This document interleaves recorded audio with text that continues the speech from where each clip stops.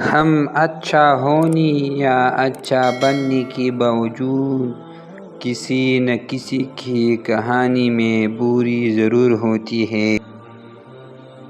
مجھے ان لوگوں کی پرواہ نہیں جو میرے دشمن ہیں، محتاط ان لوگوں سے رہتا ہوں جو میرے ساتھ ہوتے ہوئے ذہن میں بغض اور نفرت رکھتی ہے۔ خواہش صرف اتنا ہے کہ کچھ الفاظ لکھو جس سے کوئی گمراہی کے راستے پر جاتے جاتے رک جائے، نہ بھی رکے تو سوچ میں پڑ جائے۔ بابا کہتے ہیں، دکھ تو روحانیت کی سیڑھی ہے، ان سے مت گھبراؤ، خوشی مناؤ کہ اس مہربان رب نے تمہیں چھین لیا۔ ہر چیز کا صدقہ ہوتا ہے اور عقل کا صدقہ یہ ہے کہ جاہل کی بات کو برداشت کیا جائے۔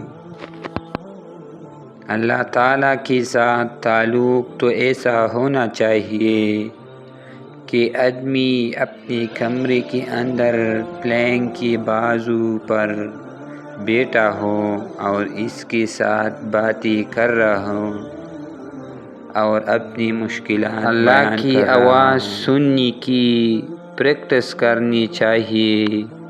جو شخص اللہ کی آواز کے ساتھ دل ملاتا ہے، اسے کسی اور کی ضرورت نہیں رہتی۔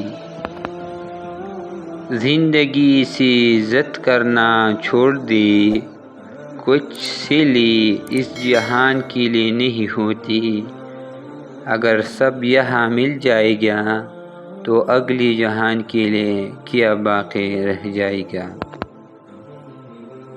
زندگی کبھی آسان نہیں ہوتی، بس وقت کے ساتھ ہم مضبوط ہو جاتے ہیں، اس لیے یہ ہمیں آسان لگنے لگتی ہے۔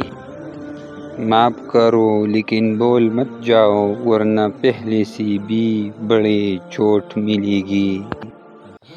انسان کو کوئی چیز اتنا نہیں بدلتی جتنا اس کے دل پہ گزر ہوئی تکلیفیں اسے بدل دیتی ہیں، اور تکلیفیں بھی وہ جو اس نے تنہائی جھیلی ہوتی ہے۔